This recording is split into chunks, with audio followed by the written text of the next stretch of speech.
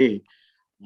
This AAD is essentially an annual event. It's a media conclave that CSE organizes every year. And this year we thought maybe we could build up, some of the issues as we go towards AAD, which is going to be held now in March, 1st to 4th. As a startup to that, the first AAD consultation that we decided, जो हम आज आपके सामने अभी हाजिर हुए हैं उसको लेके, वो है क्लीन एयर के ऊपर. Anumita Roy Chaudhary and her team are part of this group right now, as we sit together here today, to essentially, examine all the issues that are currently in perspective in terms of clean air. Anumita, can I now hand over the mic to you? Thank you so much, Suparno. And as always, it is always so exciting to be part of this event and to build a conversation with all of you. And we keenly look forward to this every year, actually. So for us, it is also very, very important to build this conversation, and particularly now, keeping in mind that the winter, which is the most difficult part of the year, every year, from the perspective of air pollution, we are now kind of, even though it's quite cold still, but we are nearing the end of winter. But this time, we certainly want to ensure that the conversation around air pollution doesn't end with winter, that we should actually begin the conversation now and sustain the conversation till the next winter and ensure that the next winter is not as bad as what we have just experienced in Delhi NCR. So, and also, but that is the immediacy of the situation. But we also know that a lot of things are underway. And because there is this big program that has unfolded, the National Clean Air Program, cities, 132 cities who are preparing and implementing their Clean Air Action Plan. There are the 42 urban local bodies given fund to clean up their air. And now the recent budget, which is actually on everyone's mind today, that did air pollution get a fair deal, or what is kind of ignored, treated as a stepchild? Because that's the question that is on everyone's mind. So keeping all these things in mind, we are doing this conversation. It is really a conversation. I'll just do one short overview to stitch together the different types of analysis that are ongoing in CSE right now to bring some insight into how things need to be understood and what we have understood, and share that with you. So I'll just quickly, and my team is here, and before I actually start the presentation, I would like to introduce the Clean Air team, which is here right now. So as you can see on the screen, Rajneesh Sareen, who heads our Sustainable Building Program, and very deeply involved with the implementation strategy wherever we are helping the state governments with that process. Avikal Somvangshi, who is part of the Urban Data Lab of our program, and who's been churning out fascinating, amazing data crunching that he does to bring clarity into what is going on. We have Vivek Chattopadhyay here, who heads the program on clean air and is looking at different transportation and vehicle technology approaches in CSE. We have Shayon here, Shayon Roy, who deals with the whole strategy on urban public transport strategy. Shubham, yes, transport, and at the same time looking at certain aspects of electric mobility. Kalyani Thembe, who has done very deep analysis of what kind of action planning is happening today in cities. And have I left out anyone? And of course, we have Shambhavi, Jatin, and Sharanjit, who have contributed very, very strongly to this whole exercise. So that's the team here. And we will do this conversation amongst us to bring more insight to you. And of course, Suparno and Sukanya, you know, and thanks so much, Suparno, for putting this together. So now, let me share my screen. And let's just open the presentation. Can you see this? Can you see my presentation? Yes, we can. Okay, right, great. So, so this is the conversation that we want to have today. But before we do any issue-based conversation, let us first understand what is going on as far as air quality trends are concerned. And somehow, over the last, ever since we got the National Clean Air Program or the NCAP program since 2019, the focus is, of course, and quite predictably, only on the NCAP cities, right? That whether NCAP cities are getting more polluted or are they cleaning up. But we are just forgetting the fact that a large number of other cities as well who are outside the NCAP program. And it is important for us to know that even we are right in focusing only on some cities and not focusing on the other cities. And therefore, it is more important to have a more comprehensive understanding of how air quality is kind of changing, keeping in mind that the pollution is a health crisis, and it is not a health crisis only in northern part of India, when every year we talk only about pollution in the Indo-Gangetic plain. But when you look at the health implication, then the same number of people dying per 100,000 population in Delhi is almost equal to what it is in Kerala or Karnataka. So understand, therefore, you don't need pollution levels as high as Delhi to fall ill or die. So that's the reason why we want to really broaden this up, this whole conversation. But before we even understand the air quality trend, I think as a community today, we also need to understand the data on which we put so much of our faith and confidence that to understand what is happening. So first, understand that the monitoring itself is so limited in this country. You may have 4,000 cities and towns in India. What you have, just 322 real-time monitors that are capable of giving you the absolute real-time information, and the manual monitors where you get data with some lag. But even though information is limited, but it is still indicative, and we really don't have to wait for more data to know that it is a crisis. But we still need to look at the data and understand that quality of data is very important for us to even know whether the pollution levels are going up or coming down in our city. Now, if you look at the new expansion, so now the current expansion under NCAP program is happening for real-time monitors, which are more advanced, more expensive, and give you real-time information, and that's good. But when you look at whole India, that the expansion that has happened today, that about 172 cities have real-time monitoring in this country, but 25% of that is clustered around Delhi and NCR, the immediate NCR. So that's where the full focus is, and that also brings out the regional bias in approach towards the air pollution mitigation strategy in this country.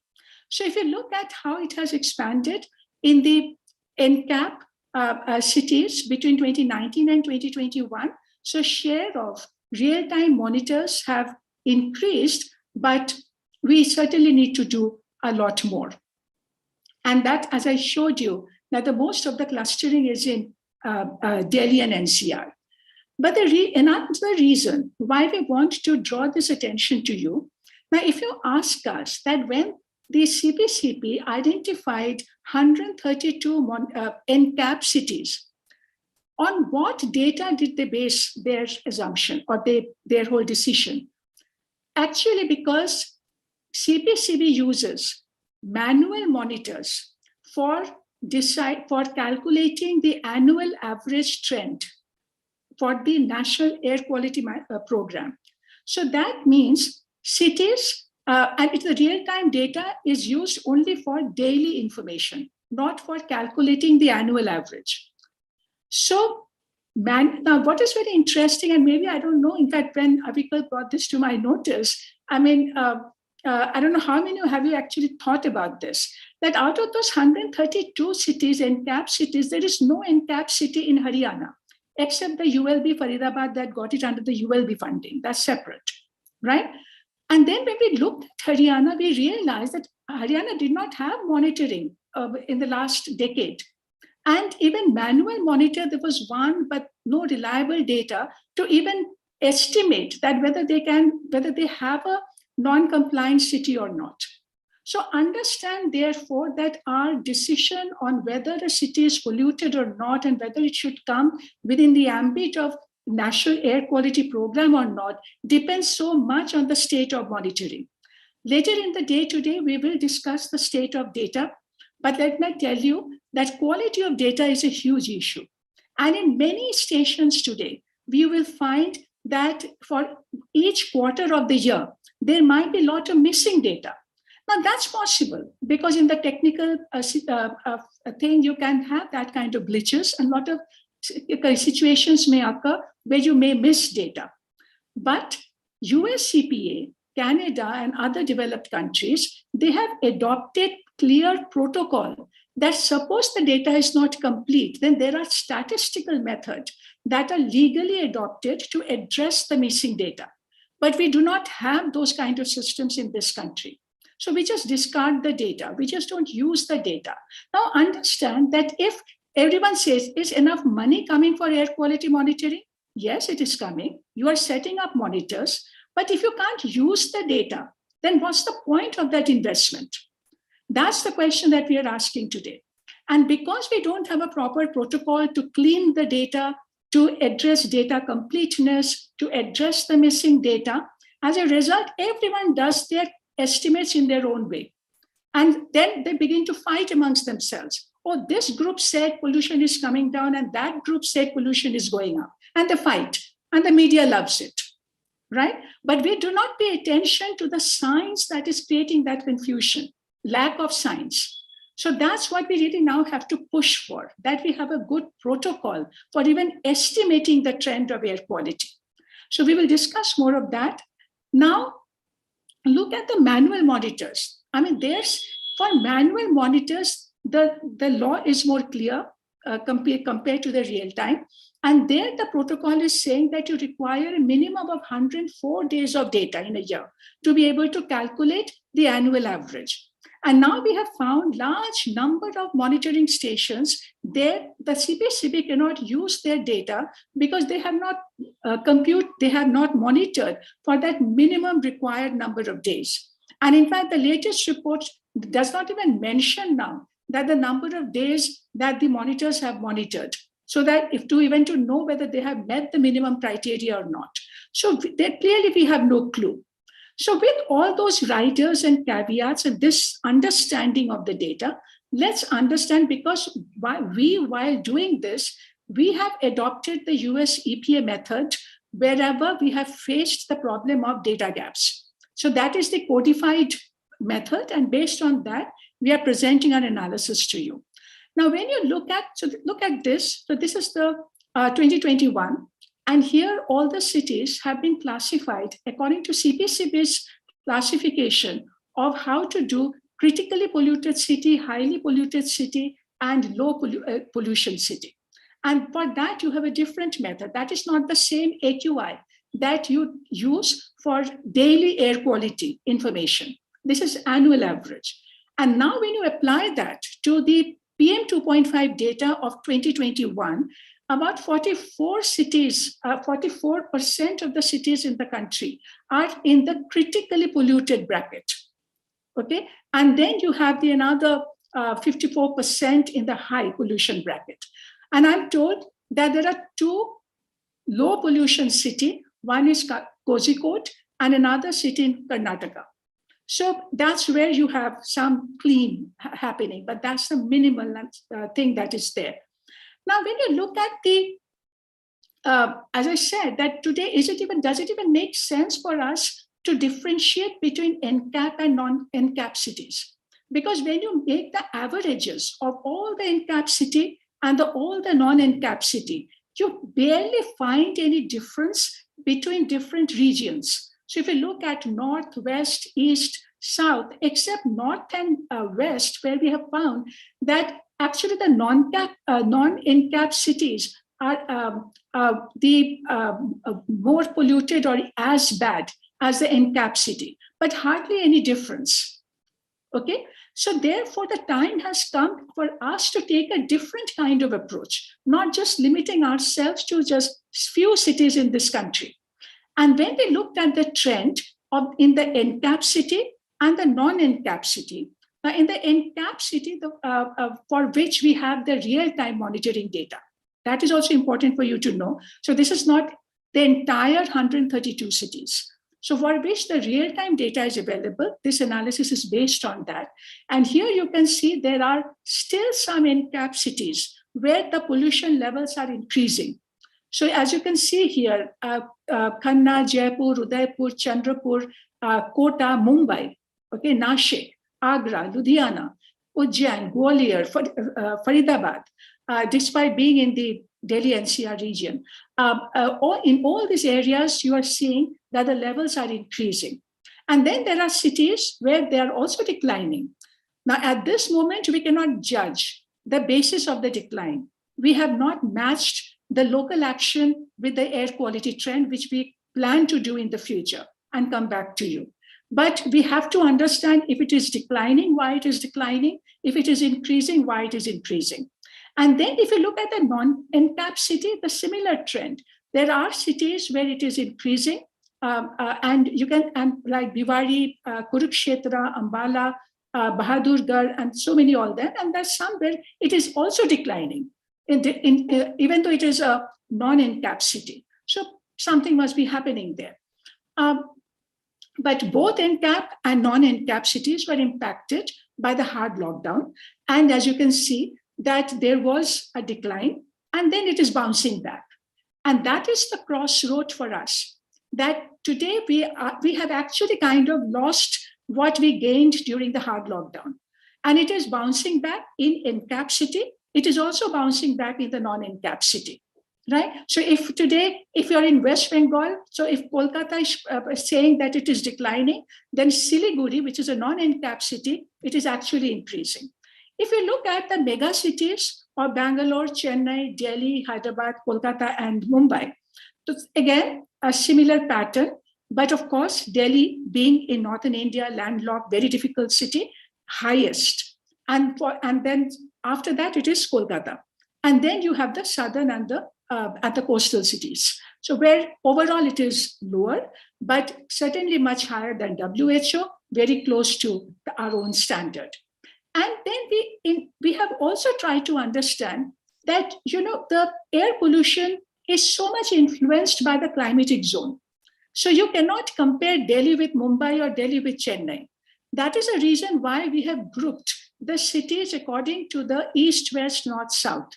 And even though there might be climatic variation even within that zone, but broadly what we find that in different zones, you have different hotspots. And our definition of the hotspot is one, that of course, the cities that have exceeded the national ambient air quality standard, that is a polluted city. But if you take the regional average, and if there are cities who are exceeding even the regional average, then they are certainly the average, the hotspots of that region. So for each, now like this is north, you have seen Ghaziabad, west, Jodhpur, Bhiwadi, all of that. I'm not reading out the names. We will share this with you and you'll be able to find out that in different zones where you have these hotspot cities, which are even higher than the regional level. So, but at the same time, understand that if you look at the NCAP target, and we are just 2 years away from the NCAP target. NCAP target is about reducing pollution by 20 to 30%, particulate pollution, okay? But if you look at that, how much each city needs to reduce to be able to meet the clean air standard, then the target reduction is much higher, as you can see here. So in fact, in the Northern Belt, it can be as high as more than 60%, as in Delhi and in Ghaziabad and those areas. And so it is nearly 50% reduction overall that you see across cities that is needed. Now, if NCAP target is for 20 to 30% by 2024, but the actual reduction is needed is in the region of 50 to 60%, then you can imagine that what is the scale of action that is needed in each of these cities and in the region. That's the question that is for us today. Similarly, in the non-NCAP city. So both NCAP and non-NCAP city have a target reduction of more than 50% in many cases, right? So why are we calling them non-NCAP? Why don't we have a strategy for the other cities till now? So that's what we are doing. So before I get to the issues, a quick look at the Delhi NCR, which is always the difficult part of the country and always draws a lot of attention. But here again, as you can see, the Delhi NCR, that there is this mixed trend that the dent during the pandemic, it is rising again. But what we are seeing here is the winter pollution, not the annual average. That how the winter pollution has played out in Delhi and NCR.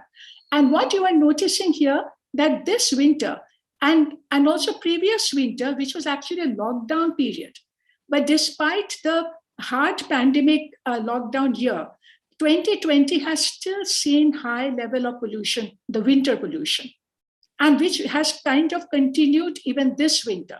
Even this pollution, we have seen prolonged smog episodes. So therefore, this winter in Delhi, we have seen some gains in terms of good air days, but that is also because of the climate change, that we have seen excessive rain and prolonged rain in the month of October first, and then again in the month of January.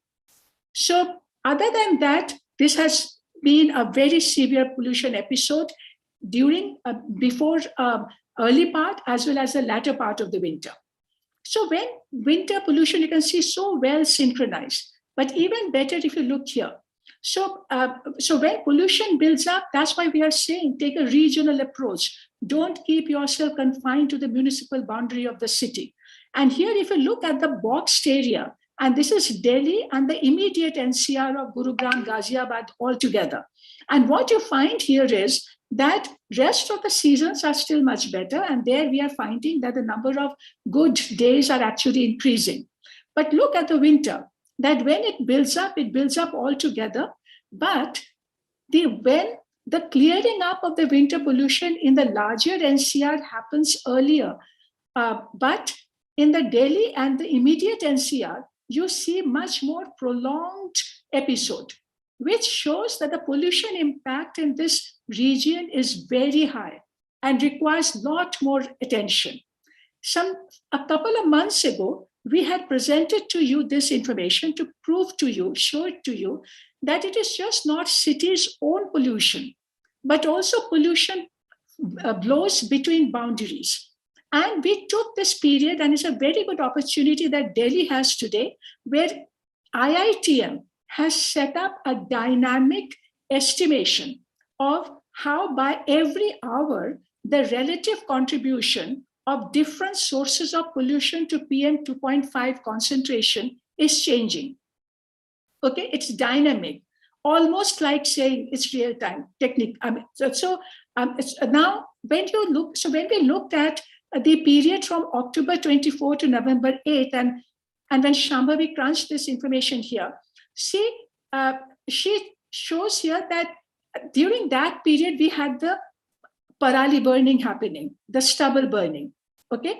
And at that point of time, the average contribution for this period from there was 14%. Delhi's own pollution was 31%. And the pollution coming from NCR districts was 54%. But if you take Delhi's own pollution, then more than half was vehicles, followed by the industry and the residential wood burning and other sources. But now everyone then was saying, oh, Delhi's problem is happening because of the farmers burning their stubble. But look at this, the latest one. Now this is for the period October, this is not October 24, but this is from, this is the period is from 1st January to 1st December to 31st January. I'll make the correction. And what here IITM has now done more differentiation. So they have estimated that Delhi's own pollution, the NCR district, 19 NCR district, and other districts which are beyond NCR, Rajasthan, UP, Bihar, from there, the pollution that is coming into Delhi. And look, now Delhi's share at the end of the December has increased to 33%, but the stubble burning contribution is nearly gone. It has been eliminated. And still see, we saw the severe smog episode, and the contribution of the other region is huge. And because now the Parali is gone, so therefore within Delhi, the vehicles contribution still is the highest, but industry contribution has increased, and also residential burning has increased. And that's the dynamic information that we need to keep in mind as we move forward. So in my final segment, after understanding now how air pollution is playing out in different regions of this country, now let's understand a little bit about, are we even funding this strategy adequately, and whether we are even doing it right? So this time, we know that, as you know, that about the funds that have been given for NCAP city, and also this 4,400 crore that has come for actually 42 urban local bodies. Now, if you look at the agenda that each and every city across the country has to take on, which is to strengthen air quality monitoring and science of air quality management, vehicle technology, fuel quality roadmap, on-road emission management, old vehicles, scrappage, electrification of vehicles, public transport, walking, cycling, vehicle restraint measures, clean energy access, emission control, fugitive emission control in industry, power plant standards, retirement of old power plants, complete recycling of waste, all streams of waste, 100% household energy on clean fuel, and dust control. This is, in sum, the agenda for all cities of India today. Now, to be able to take on this agenda, what matters is funding, capability, and accountability. And where is that fund coming from? Now, this time when the budget came, and this is in top of your mind, everyone looked at how much money has come for the NCAP program. And of course, there was a cause of disappointment, because first of all, the amount is very small. And even that small amount got even smaller this year, right? And the ULB funding of 4,400 crore that came last year, which of course does not show up in this budget because it has now been mainstreamed into the department and ministry's budget. Now, but the point is that this money is available. But for me and for us, the issue was not so much that how much money has come for NCAP to understand whether air pollution control measures are well funded or not. For that, we need to actually broaden our understanding. It is more important now to look at the sector funding rather than only looking at how much money has come to the Ministry of Environment and SPCB, because their role is limited to air quality monitoring and air quality studies. But mitigation is happening in sectors of vehicles, transport, industry, power plant, clean energy, waste management. Therefore, we also have to be more creative about understanding that the funding in those sectors, how can they be aligned with the clean air objective? Now, some of the interesting points in this budget are that it is very explicitly linked up the urban development with low carbon growth. And it has said that it has linked town and country planning, transit-oriented development policy, building bylaws, decentralized development of tier 1 and tier 2 cities. It is talking about promoting public transport, vehicle electrification, charging infrastructure, Gati Shakti program, and we'll come to that, clean energy transition, circularity, waste management strategies, Swachh Sarvekshan, ex situ solution for stubble burning like co-firing of biomass, green energy and clean mobility systems this time have been listed as sunrise sectors. Now, this is positive and we want this to move forward, but question that we are raising that while it is very good that for the budget document to link itself with the new generation policies is important, but is the real money coming for the real change?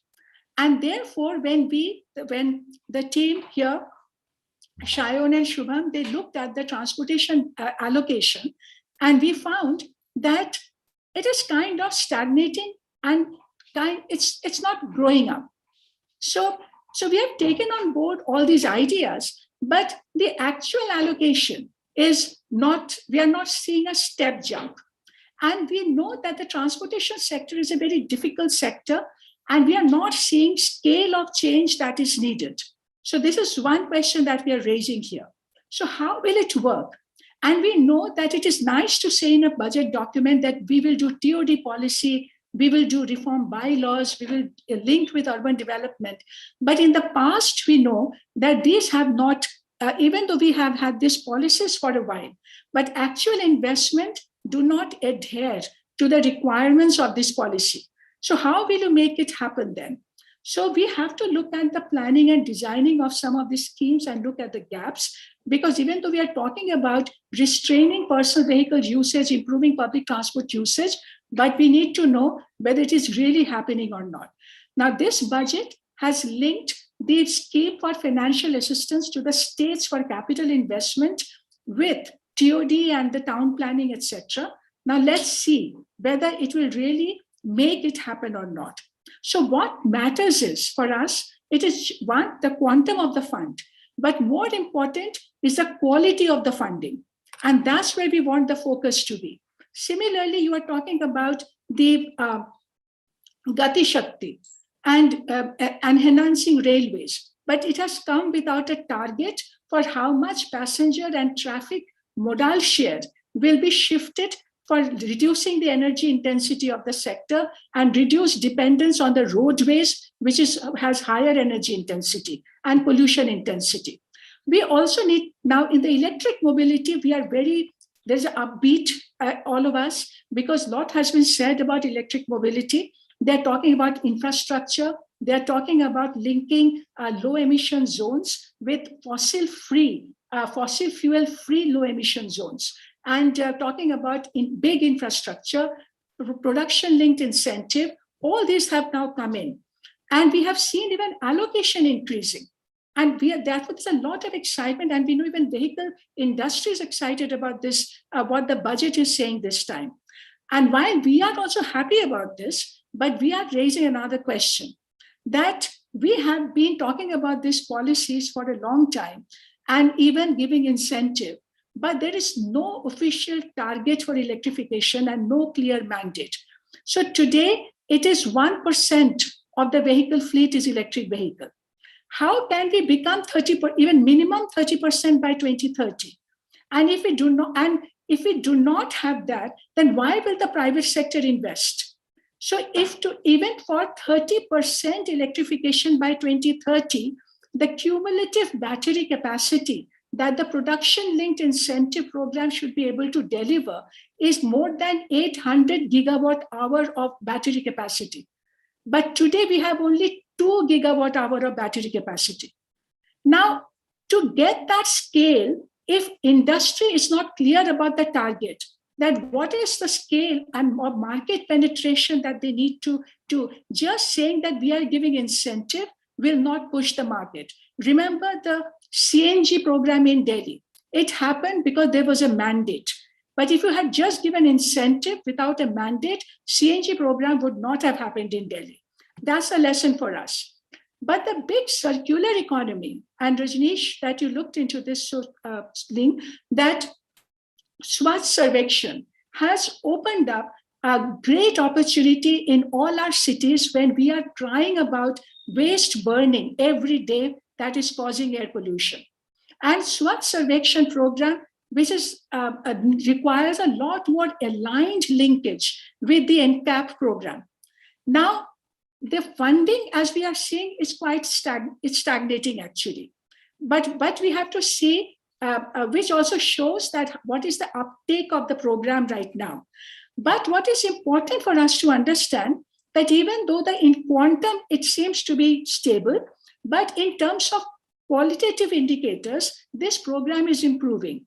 And they are giving now very clear performance indicator for this program and setting a target that at least 75% segregation should be achieved this year. Now, if Swachh Sarvekshan with real money behind it is giving this kind of target, and NCAP should be able to leverage that. That is the explicit linkage that we are talking about. But very disappointing in this budget, which has a huge bearing on air pollution, is on household air pollution, and big cut in the LPG subsidy and the Ujjwala program. Already we know that the LPG prices have gone up, and we know how difficult it is for households to continue to use LPG if they are in the low income category. Now, this requires a very strong intervention now, and we have to deal with this. Otherwise, this will undercut everything that we are trying to do to control air pollution in our cities and in the region. And then, if you look at the stubble burning, there is now, they have this time come out quite strongly for promoting ex situ solution. So in the past budgets, we have seen support given for in situ solution so that the farmers can mix the straw with the soil. And this time they are saying that the straw now can be purchased. They can make pellets out of it and use it as a fuel or for co-firing in the power plants. Now that's a good idea because then it adds value to the waste and then farmers earn from that. But again, the same question we are raising, that good step forward, but no planning for the scale again, for it to get problem to get eliminated. So that's what we now really need to look for. So the final point that I want to raise, and Kalyani has done very interesting analysis here, we have looked at the micro plans which the different NCAP cities are implementing today. And these multi-sector plans today in all different cities of India, for which 33 plans were available through the CPCB website. So we downloaded those plans and the plans which had the funding plan. So we could get 33 of those kind of plans. Now these plans, they give the current status, progress, target, along with the funding plan. So you can understand that where the money is going and the different sectors they are looking at are transport industry, power plant, waste streams, solid fuel, air quality monitoring, etc. And this is how today, what you are seeing here, that for each sector, SPCBs and the urban local bodies in the NCAP cities are reporting progress. There are about, so if you look at, they're giving present status, target date, but if they're doing it this every quarter, and if they do this well, then surely we should be able to see some progress, right? But when we looked at these plans and the funding and where the money is going, now we know that it is difficult to differentiate in the plan the different source of funding. It gets aggregated. But we know that there is the fund that is included is what is available under NCAP. Out of then also from the this ULB funding of 4,000 crore, then the Swachh Sarvekshan Fund, Amrut Smart City Program, and the NCAP fund. So all these and the state government's own contribution, and that's what we tried and analyzed. Now, can you just look at it from those 33 cities when we aggregated the data? That where are they spending? It's business as usual.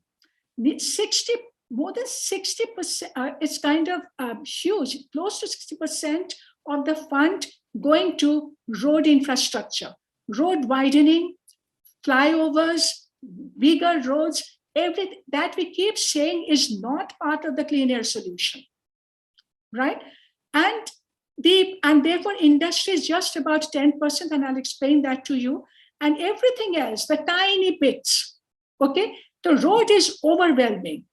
And then when we look specifically at the cities in the Indo-Gangetic Plain, which is largely UP, Uttar Pradesh, and few others here and there, then the share of the road infrastructure increases even further, more than 70%. So what are we doing with the Clean Air Fund? So after budget, all of us cried and screamed that we are not getting enough fund for clean air. But the fund that we have got, you are just making roads and bridges that the governments in any case do. why will it reduce air pollution? So that's the big question that we are raising today. And when you look at, therefore, the fund allocated and fund released, of course, for public outreach, etc., all been done. And even this 10% that is showing up for industry, that has actually gone for one good cause of setting up FGD plant in a power plant in Anpara. And that's a big amount. And that is kind of making the amount as a 10%. But otherwise, industry and vehicles, you're barely seeing any investment.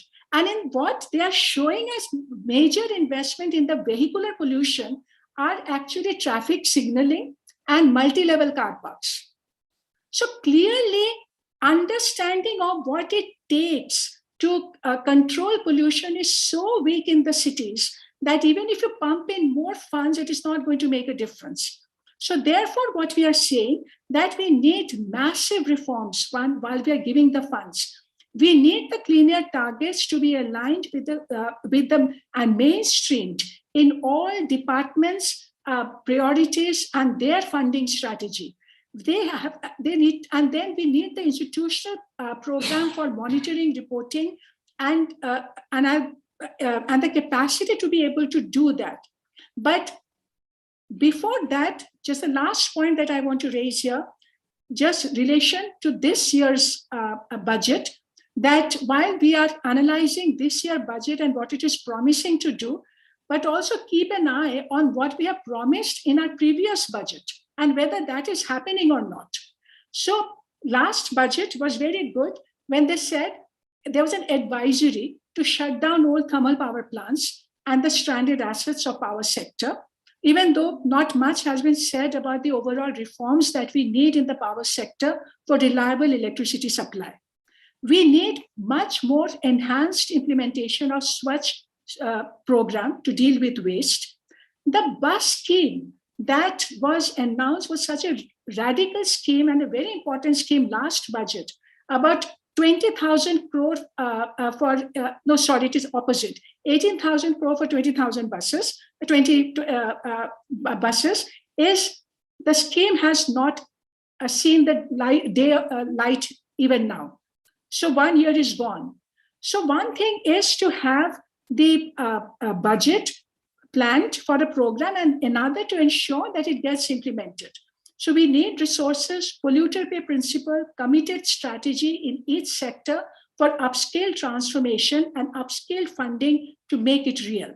So while augmenting funding and infrastructure, what we have to ensure, define the scope of action, integrate and align with department's policy priorities and funding, adopt appropriate indicators for defining scope of action, for monitoring progress, for effective reduction of pollution. Don't just say we are making roads and we are sweeping the road and just and sprinkling water.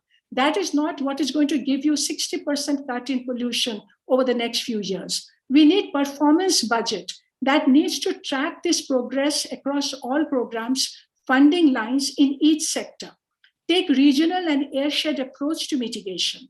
Therefore, much more is needed to be done and done differently.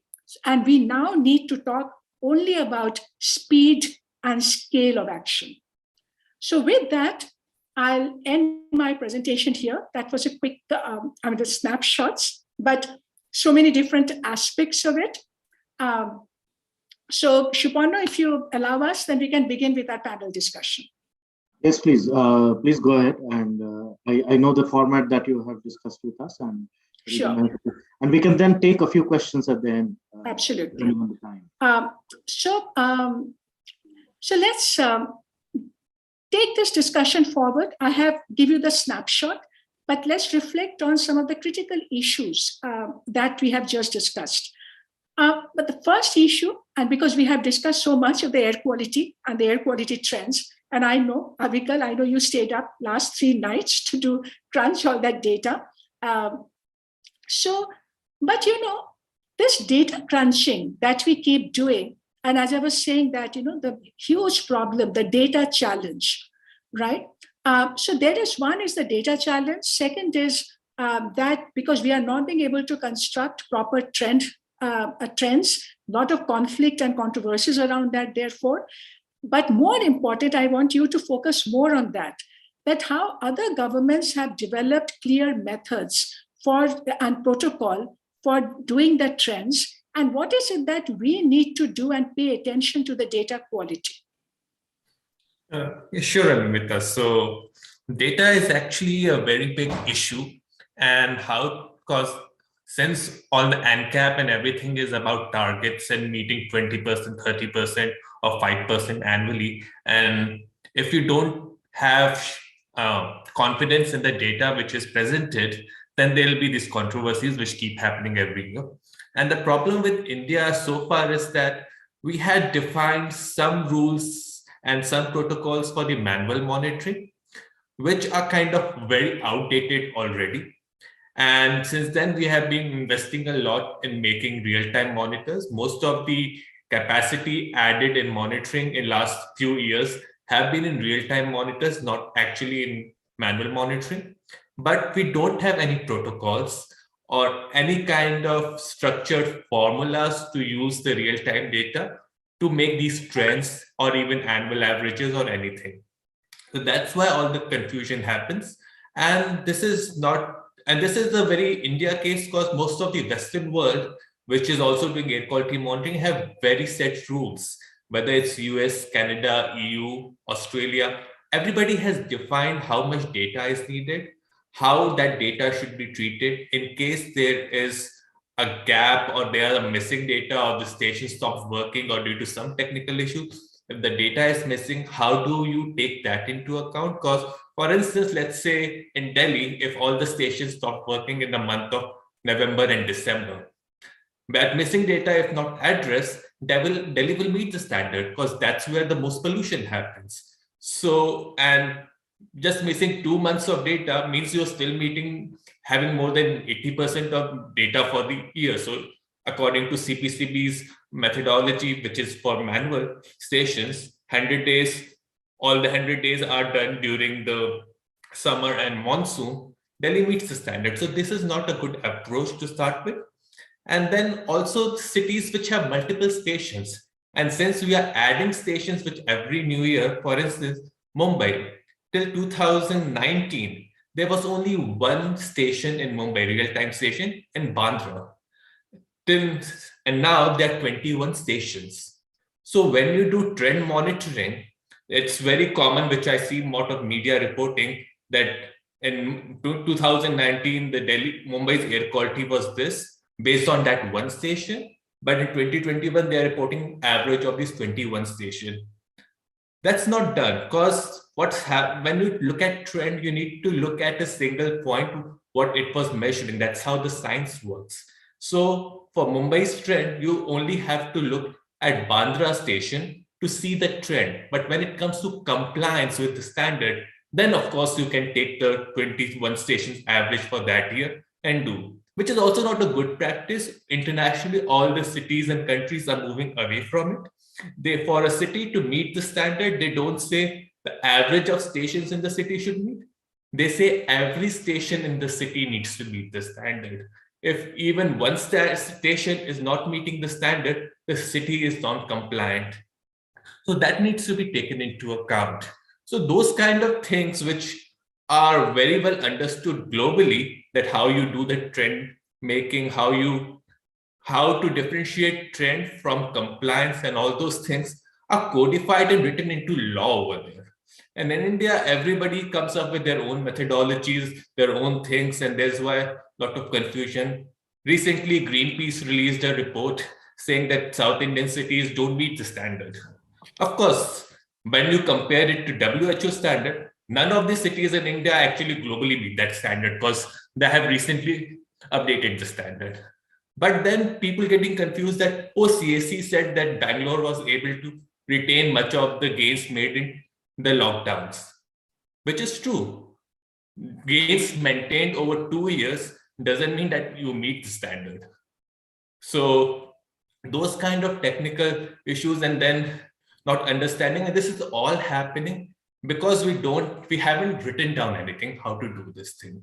And with the manual monitors, as you were pointing out as well, that since all the national policy is based on manual monitoring data, and the manual monitors have such limited manpower that they don't work all the time, they don't meet the standard. And since, interesting case, if your city doesn't have a manual station, you will not get into NCAP. Happened with Haryana. Only Faridabad is there, not as non-attainment city, but as a ULB fund. But all the cities of Haryana are exceeding the standard. In fact, when I did the crunching of the cities which have monitoring in Haryana, 20 cities of Haryana don't meet the standard. 10 of them are actually equivalent to Delhi in pollution level, but none of them meet because there is no manual monitoring.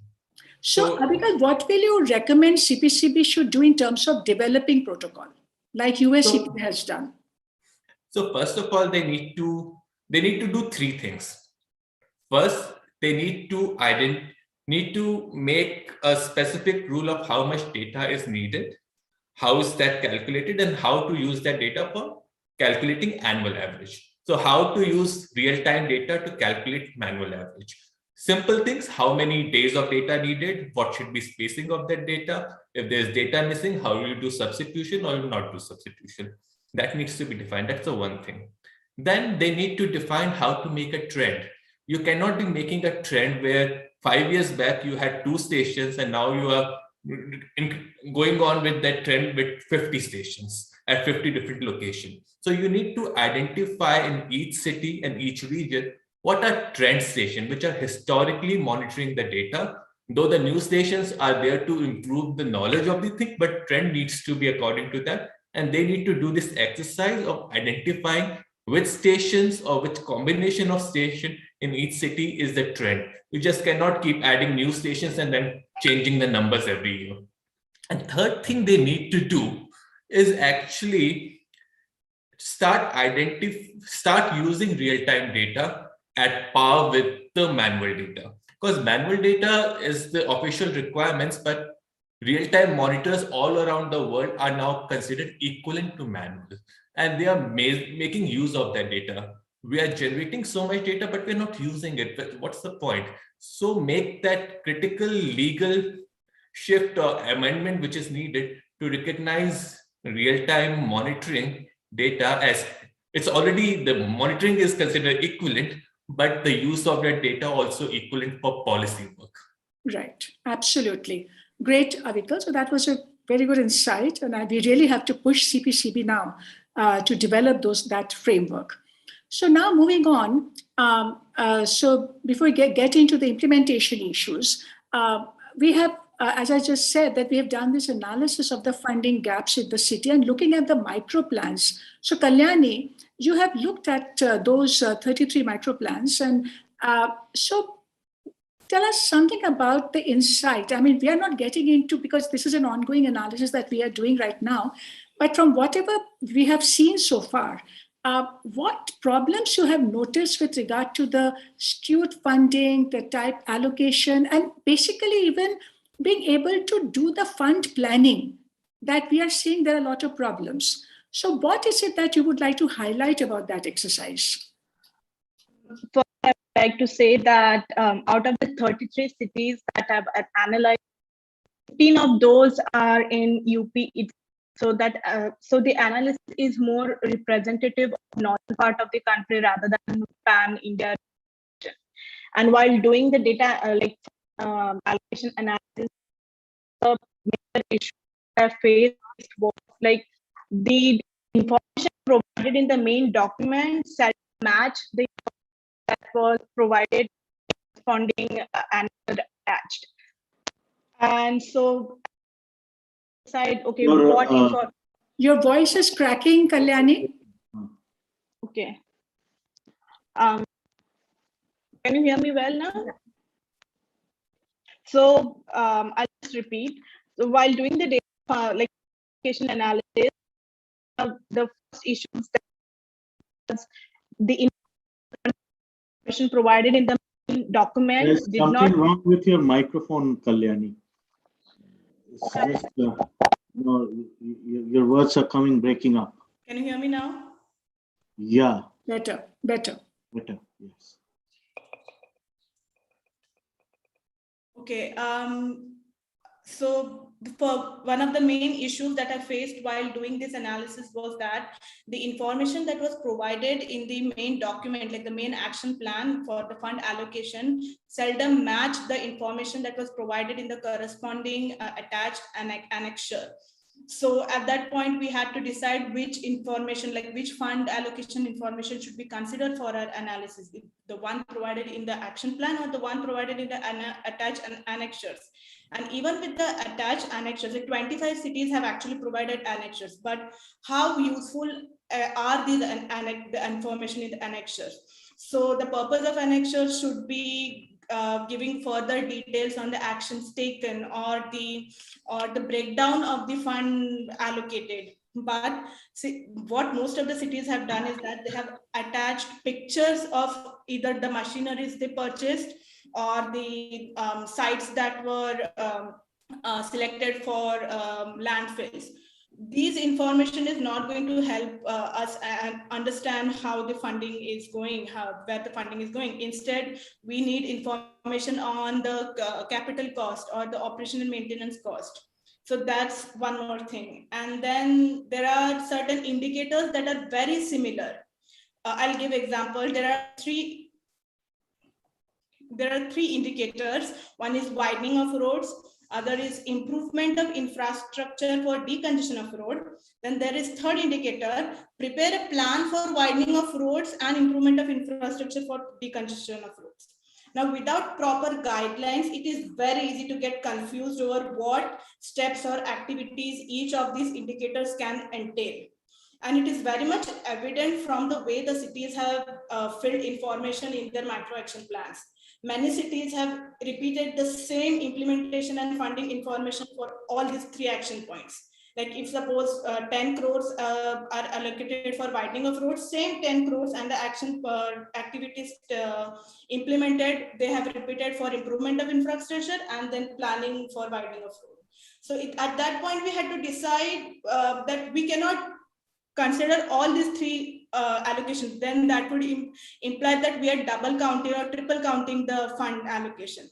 So at that point, we had to decide for what indicator we can consider this funding. So we had to consider only one allocation and decide which of these indicators is the most representative of the steps actually taken by the given city. And for this, I think like for every indicator, there should be well outlined guidelines of what steps or activities can qualify under the indicator or the action point.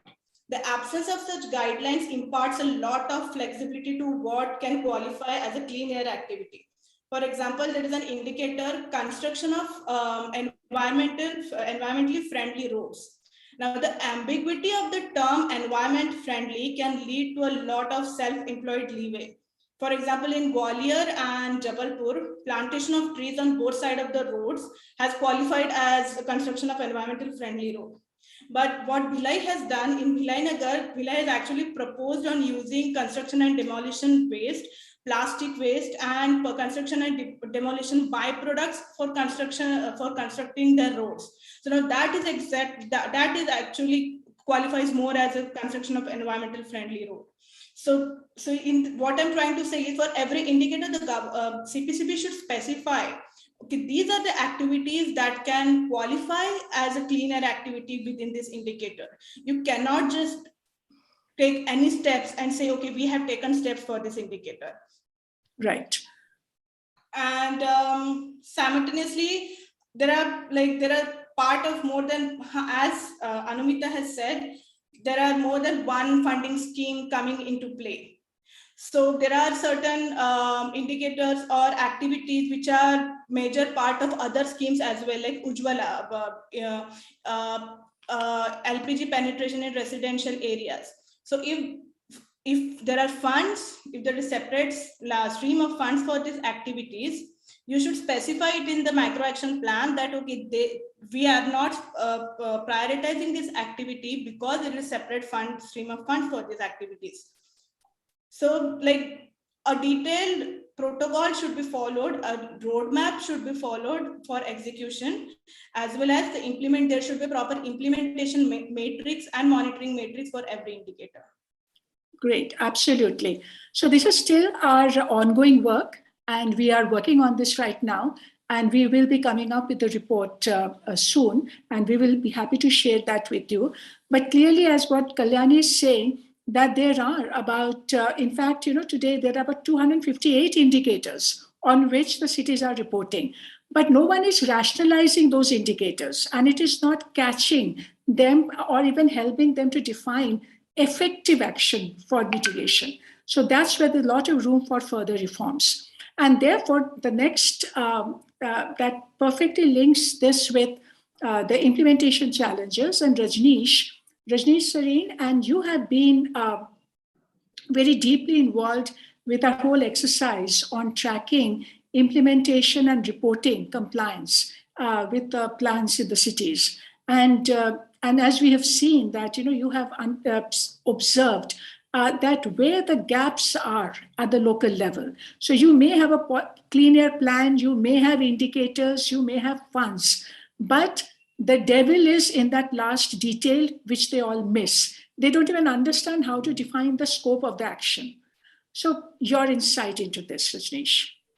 Thank you, Anumita. And I think just for the understanding of audience, let me tell you, there are a few areas where the local administrations report mostly on road dust, waste, which is solid waste, which has issues of burning and all, and as well as C&D. These are the larger three chunks which absorbs the maximum area of bandwidth which they report at, amongst those 200 odd indicators which are there. Plus, they do have little, very limited intervention on vehicles as well as to some of other point sources which are there. Now, first of all, there are a few questions. I think the panelists as well as Anumita has raised many questions in terms of that what is this fund plan? What are these action plans? And in fact, why this 60% or 70% bend is happening only onto the road construction, which is there. So, which clearly gives us an indication that somewhere local authorities or local government does not internalize the subject of management, which is required from the mitigation aspect of here. That has not been internalized. Now, once you do not have an internalization of an issue to the core spirit where this is required, so the intention is missing. Now, the intentions divert you towards what is the core area of my performance. The core area of performance of local authorities to build roads. So they immediately jump onto that side instead of looking at that they are weakened or they do not have a understanding on the aspects which are much more larger for them to act. So there becomes one of the issue on that. Now, the other important issue is there are multiple local authorities which are there. Like, for example, municipal corporation, they have limitation to the existing area, and most of the construction is happening with the public works departments or the area which is beyond their jurisdiction. Now, there is an issue between the multiple local authority, how they coordinate onto this particular plan or action plan which they're looking at. So what happens is, so what she's indicating, like for example, Kalyani has indicated that why there is a performance which is being given like this. Reason for that is because most of them are actually reporting back on what they have been doing rather than what is exactly they should be doing to implement on this, right? So for example, there are two sets of funding which are coming. One is NCAP, one is the 15 Finance Commission. NCAP was coming with certain amount of guidance to the local authority where a pollution control board effectively regulated them, guided them, okay, spend on these kind of indicators. Though that was also not very great thing because somewhere a local prioritization should have been considered, not like a syllabus you have given them to achieve. But on other hand, on 15 Finance Commission, initial 2 installment, municipal corporation was attempting on this subject without any guidance. So moment there is no guidance, what will happen? Effectively, they boil down to their strengths and they worked accordingly. Okay, build the road, maybe widen the road, and let's end with it. And yes, Kalyani has already indicated there are 3 indicators. Intention of all these 3 indicators are different. But because they do not understand the reporting part, what they do is maybe widening of road is considered as one element and they put it under all 3 and keep repeating them. And you do see that there is a lot of fund allocation, but actually there is a minimal level of it. Now, there has to be a priority setting based on what is the real impact which is there on the ground. So until unless that is not internalized, it was unfortunate for us when we were working with local government. Many of them have not even seen the studies which has been done, or they do not even have a knowledge of local government, do not have a knowledge of hotspot, which has been declared to them that these are the priority zones for them. So there is a huge amount of knowledge, know-how gap, intention gaps, as well as understanding of larger picture in your mind. 2024, for example, become the target year. First, you need to establish what you need to achieve there. So there is no target setting. Until unless there is no target setting, you can't even prioritize your spending and expenditure accordingly. So these are some of the issues and concerns. We do a lot of handholding at this stage with the local government, and these are some of the major concerns which is coming. And unfortunately, the environment is not a very parent or important subject which has been there with local bodies. So this needs to be amended very well. Then only they will have an understanding that how this needs to be regulated. Absolutely, Rajneesh. I mean, and that's where I guess we need to do a lot more hand-holding. And science has to build up at that level now. And all the technical detailing and the capacity that is required at the institutional level. So, in fact, that therefore links us to essentially this point, that how governments are finding it so difficult to implement a lot of important strategies, especially in the transportation sector, where we are finding that even though steps are being taken to improve public transport, do a little bit of infrastructure here and there, but it's all in bits and pieces. Somehow cities where vehicles problem is big, they're just not being able to address this problem at a scale. So Shayun, because you have been very deeply involved with a lot of our transportation work in different cities, what is your insight here? That what is the barrier? And particularly, I would like you to reflect on the fact that last year, and we had all advocated for it so strongly that we should have a bus scheme, not only to expand the bus system, but also to revive from the pandemic shock. And bus is the prime mover in our city. And we got a very good budget proposal on a bus scheme and big money allocated to this to stimulate the bus market. But we have still not seen that scheme. So your reflection on this. Sure, ma'am. Am I audible? Yes. Yeah. Okay. So if we look at the earlier budgets, we can see that the fund allocation for the urban transport projects or related to urban transport improvement thing, that has always happened in a fragmented way, as you have rightly mentioned earlier. So it has mainly happened through various urban rejuvenation schemes like Amrut, like smart cities and all. So where it is not mandatory to use this fund for the transport related projects and or to build out transit related infrastructures. As a result, we can easily see that the very negligible amount of these funds are actually being used to improve this city's mobility perspective. So, for example, we can say that only 1.8% of the Amrut fund is actually directed towards the mobility funding, but that too particularly for the NM2 improvement. Similarly, in smart cities, only 20% of the total smart city funds are being used for the mobility related issues. Even if you look at the details of the 20%, you can see that almost 25% funds are actually being used for the road widening and those kind of road related projects. So we need to actually think on that. So because all this fragmented development has failed to given us the kind of scale which we require, which actually helps us cities to make the positive transformation, and help cities to increase their sustainable modal share actually. So in the last budget, we have seen some positive improvement in this direction as well. As we have mentioned, they have specifically allocated 18,000 crore rupees for procuring 20,000 crore buses to boost the public transit services in the cities. But it's a very welcome step, and as you have rightly mentioned, bus is a prime mover for Indian cities, and it is also very timely because considering the adverse impact the pandemic disruption has made in the bus sector, it is that kind of support is very needed. But we have already lost 1 year, but we are waiting for the bus for that scheme to happen. Now we have to understand a few things. First, we have to focus on the design of the scheme. So the scheme needs to be designed in such a way that it provides flexibility to the cities.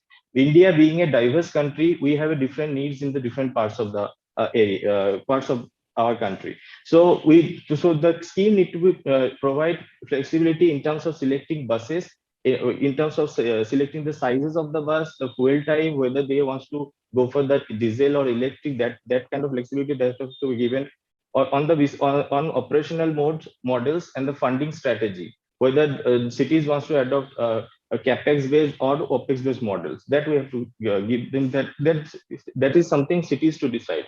Then secondly, we have to also focus on the implementation part of it. We always struggle on the implementation. So this scheme needs to be tied enough with the some of the institutional capacity building things. Also, to encourage cities in taking up some of the larger reforms, like making UTF, means urban transport fund, into the existence, adopting TOB policy or parking policy, etc. So we have already seen some of these reforms like TOD policy and TPA schemes are already mentioned in our present budget, uh, in budget speech. So it is and it is necessary, as the successful implementation of this bus scheme will definitely help these cities to achieve the scale and fulfill their climatic targets. Absolutely. In fact, that's where the problem is, that for clean air action, we are not joining the dots enough. So linking bus scheme with the clean air action, even though we say we have to improve public transport, right? We are not doing that adequately. And the fact that we just said that so-called environment-friendly road is not just about trees or even recycled material. It is about overall street management for all road users, with walking, cycling, pedestrian ways, and vegetative cover, all of that together, right? So there's so many different joint dots that we need to join. And that really takes us to the new generation solution that we are looking towards now. And the budget has been so gung-ho about this, about promoting electric mobility. And we have seen that this time, in fact, India even went to Glasgow and they have signed on to the electric vehicle pledge. What it actually means is actually the pledge to phase out IC engines in that time horizon of 2030s to 2040s, right? So, but back home, while the policies are developing and we are seeing a more optimism, but somehow we are not seeing the transformation in the market. The market penetration is still extremely limited, and it's just 1% today. So Shubham, you have been looking at this now for a while, and just give us a sense that what is the size of the market today, and can we, and are these all coming together to help us get that scale of penetration? Absolutely, ma'am. I hope my voice is clear. Yeah. So first of all, yeah, absolutely, as you rightly said, that India's target for electrification has been very ambitious. We are already planning for 30% electrification by 2030, and it is 2022 now, and the market share still is close to 1%. Now, fortunately, the budget this year has targeted a few areas that have not been touched upon. The budget is talking about how a swapping policy will be introduced, so that people can be a little more, have a little more faith over the supporting infrastructure for the electric vehicles that they purchase. Also, another very important thing that the budget is talking about is the low emission zones and related TOD policies which will happen, and these will be incorporated with the development plans, as the budget says. So these two are the very important areas that have been touched upon. Now, the thing here is the swapping policy. So let's say, first of all, that the swapping policy, the thing here is that the swapping policy, if the swapping policy comes, it will tackle one of the biggest hindrances, that is actually not the EV adoption, which is not happening, is because of the hindrance of the high cost of the vehicle itself.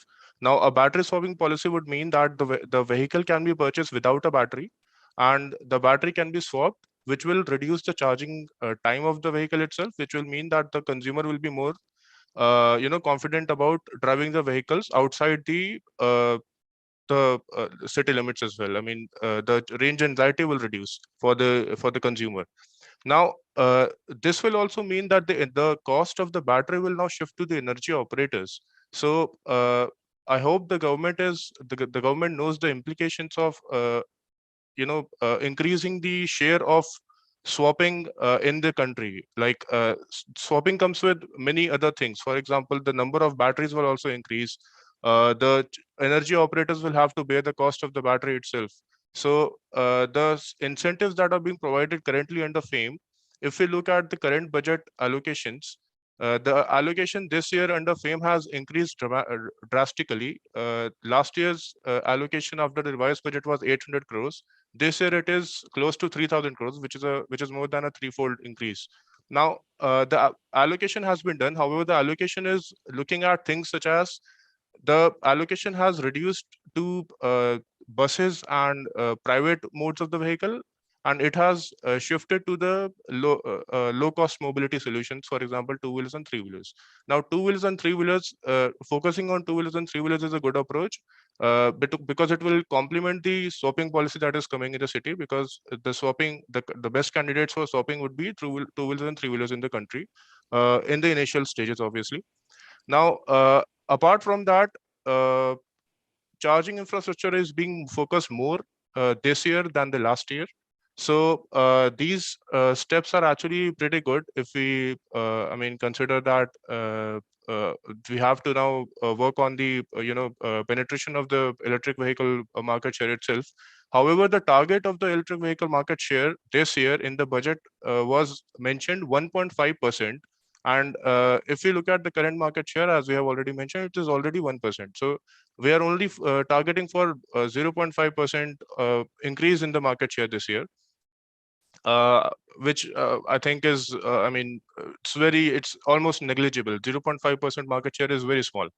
Now, so there are things that are actually working in the favor of electric vehicles. However, there is a lot more that is needed.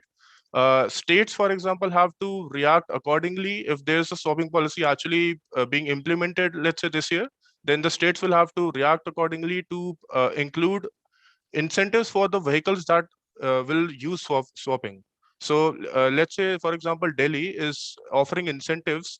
So if they're offering incentives to a regular vehicle which does not require swapping, they are also offering incentives, which would be 50% of the incentive of a regular vehicle on the swappable batteries. So 50% of the incentive will be given to the consumer that is buying the vehicle without the battery, and 50% will go to the energy operator that is buying the battery, because the battery is going to cost a lot for the energy operator. A battery of an electric vehicle would cost about 35 to 40% of the vehicle cost itself, which is a huge, big investment for the energy operator.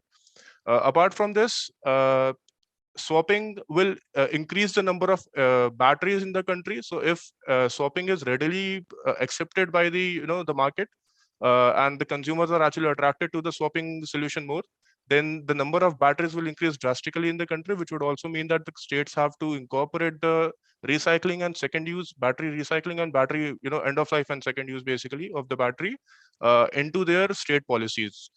So things like that. Now, states may also need to, team up with the manufacturers, invite them, to work with them for interoperability standards, which is also being talked about in the budget. So that a battery which can be swapped into let's say an Activa, an electric, one kind of an electric two-wheeler can be used in another kind of electric two-wheeler as well. So interoperability standards will also have to be worked out. Now, these are the kind of steps that will have to happen as depending on how the market reacts, obviously. Apart from that, so no, I think you have given the points pretty clearly, Shubham, because at this moment, what we are really interested is today that, yes, good steps forward, but then there are a lot of other things that need to come together, and particularly a very clear official target and a mandate to know that how the market needs to transform so that you can have more certainty in the investment. Because as you also said, swapping means an industry making investment. You are delinking the battery from the vehicle, right? But that investment will only happen if the industry is assured of a market. And so it's a chicken and egg problem. And that certainty can come only with a mandate and a target. So therefore, all the incentive programs will have to be now backed by target and a zero emission mandate. So that's a way forward. So now what we'll do is the last word first from Vivek, and then we'll open it up for the audience questions. Vivek, so your words, because you have also been involved with the Clean Air Action Plan and the compliance strategy, and you've seen the institutional aspect of things on ground. So any reflection there that how to improve the absorptive capacity at the ground level for funding and planning to work effectively? Yes, certainly. Yeah, the National Clean Air Program. So far, we have set the target for air quality improvement. पर एक कमी इसमें जो विशेष रूप से देखी जाती है कि हेल्थ बेनिफिट के टारगेट्स हमने जोड़े हैं या कि नहीं, तो वो भी हमें एक नजर में रखना होगा कि हेल्थ बेनिफिट हो रहा है कि नहीं। और क्योंकि जो आंकड़े बताते हैं तकरीबन 16 लाख मौतें एयर पॉल्यूशन के चलते हो रही हैं, उसमें 10 लाख आउटडोर एयर पॉल्यूशन के चलते हो रही हैं और 6 लाख इंडोर यानी हाउस होल्ड से जो पॉल्यूशन होता है उसके चलते हो रही हैं। तो national clean air programme largely target कर रहा है नॉन अटेनमेंट शहरों को, शहरी क्षेत्रों को, परंतु हमें ये देखना होगा कि अर्बन एरियाज के साथ हमें रूरल एरियाज में मॉनिटरिंग और इम्प्लीमेंटेशन हो रहा है कि नहीं। और दूसरी बात जो महत्वपूर्ण है कि हमारे जो डिपार्टमेंट्स हैं, लाइन डिपार्टमेंट्स हैं जो कि एनकेप प्रोग्राम को इम्प्लीमेंट कर रहे हैं, वो इस मुद्दे को क्वालिटेटिवली समझ रहे हैं कि नहीं और उनकी कैपेसिटी है कि नहीं उसको इम्प्लीमेंट करने की, और उसके प्रति हर एक्शन के स्कोप को समझ रहे हैं कि नहीं। जैसे हम कहते हैं कि पीयूसी प्रोग्राम होना चाहिए दिल्ली में, अभी ये बताया गया है कि पीयूसी सर्टिफिकेट सबके पास होना चाहिए, परंतु क्या पीयूसी टेस्ट प्रॉपरली हो रहा है, एक मुद्दा होता है वो हमेशा। इसी तरह से हम देखते हैं कि कई डिपार्टमेंट्स आपस में ये जो टारगेट होता है वो पॉल्यूशन कंट्रोल बोर्ड की जिम्मेदारी समझते हैं। बाकी डिपार्टमेंट जैसे हैं कि म्यूनिसिपैलिटी है, उनका एयर क्वालिटी पॉल्यूशन कंट्रोल में क्या रोल है ये उन्हें समझ में नहीं आता, या उनका एक्शन किस तरह से रिलेटेड है। उनके जो रेगुलर एक्टिविटीज हैं, जैसे कि आपने पहले भी बताया था कि रोड स्वीपिंग है, गार्बेज मैनेजमेंट है, ये सारी चीजें करते हैं, परंतु उनकी जिम्मेदारियां म्यूनिसिपैलिटी की है नॉन मोटराइज ट्रांसपोर्ट यानी वॉकिंग साइकिलिंग के स्पेसेस को अच्छे से रखना, पब्लिक स्पेसेस को बनाना या उनको एक्सेसिबल बनाना। तो कई सारी जिम्मेदारियां और भी हैं, इन चीजों को जोड़ के हमें देखना होगा कि हमारा एनके प्रोग्राम टारगेट के तौर पर किस तरह से जा रहा है, हर डिपार्टमेंट के जिम्मेदारी के तौर पर, और कितना हम इम्प्लीमेंट कर पा रहे हैं उसको, और वो हमारे जो लॉन्ग टर्म गोल्स हैं उसके साथ कितना जुड़ा हुआ है। ऐसा नहीं कि हम कोई एक एक्शन ऐसा कर रहे हैं जिसमें काफी इन्वेस्टमेंट कर रहे हैं, जैसे रोड इंफ्रास्ट्रक्चर, परंतु उसका फायदा उल्टा होगा। अगर गाड़ियां बढ़ती जाएंगी बिना पब्लिक ट्रांसपोर्ट के तो नतीजा ये होगा कि पॉल्यूशन लोड बढ़ जाएगा, परंतु बेनिफिट उसका नहीं होगा।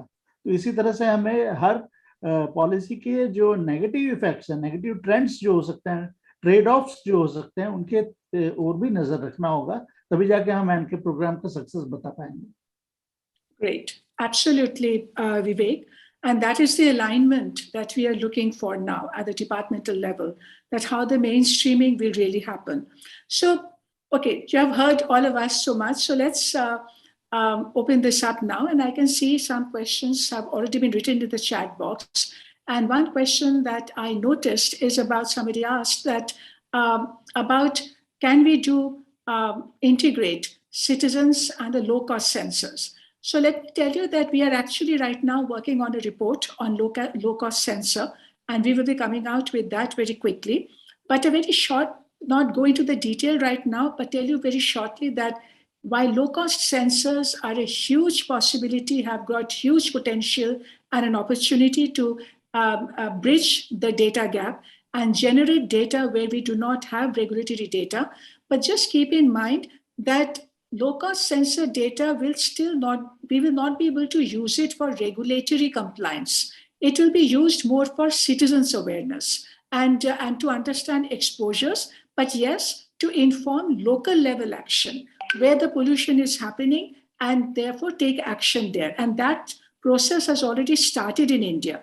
But more important, that a lot of people think that low-cost sensor is low cost. But yes, the sensor is low cost, but a lot of people don't understand that the low cost sensor network, its maintenance, its operation, its quality control, performance, those are actually quite high cost. So a lot of things will have to be understood about it. But yes, we should certainly go ahead and use it for citizen science and inform of the policy and also build awareness campaigns.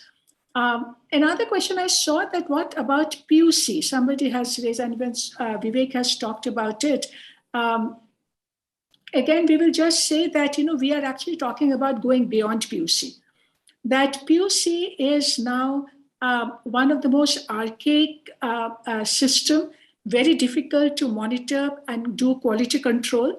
But now we are actually talking about the way world has progressed, that we need to step jump and go to more advanced methods like remote sensing, so that you don't have to take your vehicle to a station, but as you are driving on the road, the machine can sense your pollution and catch you. That is the kind of paradigm shift that is happening globally now. This conversation is happening in Delhi. Delhi has already done a pilot program on this, and we are hoping that we will be able to move in that direction and advance our on-road emissions monitoring. And otherwise, we have reached the BS6 level. Technology is much more advanced. PUC is no longer relevant for BS6. So that's where it is. So Shubharno, how else would you want to take up the questions? Yeah, so I can see some questions coming up in the chat box. So for instance, Chintan, who's from Bombay, is asking that, do you think that using stubble that is usually burned to make vegan leather, okay, vegan leather can help address the problem of air pollution to some extent? Would you like to answer this? Make what? Vegan leather. Leather. Chintan, can you ask the question right yourself? Okay. Kanya, can you unmute Chintan, please? Or can he unmute himself? You should be able to. Yeah, I was trying to unmute myself, but your settings were allowed. Okay, welcome here, Chintan. Please go ahead.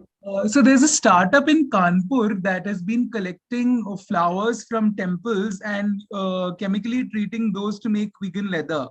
And when I interviewed them for an article recently, they said that they've been in conversation with a few places in and around Delhi to use stubble for the same purpose as they were using flowers for. But I don't know how scalable this is to solve the problem at a large level. So I was wondering if this is likely to exist in pockets as individual initiatives, or can it be scaled as well? That's what I was wondering. Okay. I just quickly then just take this question, and I'll say that we have not looked specifically into this product. But what we know that, that you also know, that several initiatives are now coming up where they are, which we call the ex-situ solutions, and that how we can use stubble to produce other products. So this is going to be one of them. But other than that, we know they're talking about bio-CNG, they are talking about bioethanol, and the whole range of things. Even IKEA is talking about making furniture with straw. So a lot of solutions are possible, and you're absolutely right. To what extent the solutions are scalable? That is actually the question. And as we said, that this budget is also talking about using stubble for co-firing. But whatever be the solution, what is very clear that we have to deal with one hurdle, which is about baling and transport of straw from the field to wherever the business models are. And that is going to be a big problem because it's a very bulky commodity. So therefore, first to invest in balers, that will also be some cost, and then doing the transportation. In fact, that's where all the ex-situ solutions are actually getting stymied right now. So if we can fix that problem, and then if the business model around all these products are available, then these are scalable solutions. But a lot of infrastructure issues will have to be addressed. Right. Thank you, Anumita. I hope that answers Chintan's question. we have kind of crossed the time limit that we have given us. Just before we end this, let me thank you very much. Okay, Nivedita has her hand up. Sukanya, can you we'll take this last question, please. And Nivedita, go ahead. Stubble burning thing. Basically, what I have noticed from the field is problem is more to do with how to collect that stubble from the farmers and take it to the facility. So there's no addressing that point. Right. NTPC collecting stubble and all. I mean, all those schemes are good, but nothing is done to address the fact that the farmers who can afford, who cannot afford to actually do labor work and do that fertile thing, and is burning, how can he afford to send that stubble somewhere? So what is being done for that? You're very right. In fact, that's exactly what I was saying when I said transportation of stubble from the farm to wherever the business models are emerging. And you're absolutely right, Nivedita, because that is one of the biggest hurdle today. First, most of the farmers, especially small and medium farmers, they do not even have space to store stubble, right? Because it's a hugely bulky commodity. And then to invest in balers so that you can compact the stubble to make them transportable. So who's going to make that investment?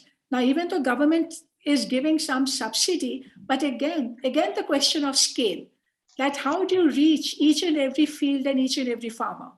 So, but maybe if we can have some strategic strategy for this with funding, and then if the business models are like if NTPC or those IOC who are planning to invest in bioethanol and bio-CNG, if they themselves then take the responsibility of organizing the transport, doing the outreach with the farmers, and if it slowly begins to build and there's a business case, and then the farmers have an economic interest, then maybe that will kickstart a process. But initially it will require a huge amount of push and support. Right. There's a link I posted. It was a solution story, but again, it was a very small scale model.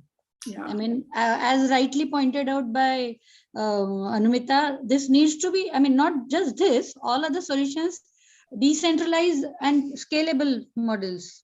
Yeah, thank you, Nivedita. Joyanto Basu from Kolkata has his hand up, so maybe we'll take his question and we'll close after that. Joyanto, yes, please go ahead. Am I audible? Yeah, absolutely. Great. Anumita, thanks for a great presentation, and Anumita, to you and your team. Very quick question on the NCAP. I was looking into the data until the end March 2021, last financial year. Out of 375 crores being allotted, the states have only used around 125 crores. And a state like UP, which has so many highly polluted cities, hardly used 16% of the allotted money. This is one side of the story. Another side is hardly 38 cities out of the 138 cities which are under scan, they are having 50% or more data. So do you think the cities are taking at all seriously this whole issue of NCAP? And do we really need to take a very hard, close look at the NCAP? Because you only mentioned that non-cap cities are equally being polluted. What's your take on that, Anumita? Absolutely. And, you really hit the bullseye, Joyanto. And that's what that's why we are saying that we always crib about that there is not enough fund for clean air. Right. True. But even when you get fund, you are not using it. And what we have shown you today, even when you are using it, you are not using the right way. So you are caught in that situation today. Now, about being serious about the work, what we have found in cities, because now we are working in different states. Now, it is not that the departments and the officials, that they're not interested. But what we find that there's a huge lack of knowledge and capacity to understand that what it takes it to be a clean air action. So, and therefore, so when you ask them, they say, okay, we are sprinkling water, we are sweeping the road, okay, we are planting trees, but none of them going to tell you that, okay, we are forcing our power plant to meet the standard, but that's a political issue, okay, that is also a lobby issue. or how to design strategy for industrial sector. What, like you are in Kolkata there, Jayantu, and you know that the vehicles are a big problem in that all your socio-emotional studies are showing in Kolkata. But you are constantly focusing on sprinkling water, but not coming up with the big ticket item, how to fix the vehicle numbers problem or the vehicle pollution problem. So somewhere now we have, that's why we now want the attention to move more towards designing of the right strategy, understand what it takes for it to be, in fact, I recall, in fact, Rajneesh had told me when he had gone to Rajasthan or that, or I don't know, some other state, where they had to respond to say, what are you doing to control landfill pollution? And the response to that was, we have put a firefighter there. Not understanding that landfill means landfill remediation and a whole lot of other action to be taken, right? So there's a lot of these issues regarding the capacity. So at one level, the capacity, and also understand, and then also join to the big gap is that Clean Air Action Plan is coming more as a top-down prescription to the departments. But then departments are not internalizing the indicators and the targets of the Clean Air Action Plan with their departmental policy and funding and budget line. And that's why we are facing such a big problem. If they internalize it, it's fine. And then because departments are doing a lot of things. And also, as I said, we should also now not just keep saying nothing is happening. Because as I said, in other sectors, like Swachh Sarvekshan, the waste, like take Delhi. In fact, Rajneesh will tell you that we have more processing capacity for C&D waste in Delhi than what we generate. And yet we have a problem because the municipalities have not worked out the detail of complete collection and transport of the C&D waste to the processing plants, right? So things are happening, but a lot of miss and gaps in the action. So we really have to sit with a microscope and understand what are the local challenges, what is, are the barriers at the departmental level, and sort that out. Great, thank you. And that's why, Shuparno, there's a question here about awareness.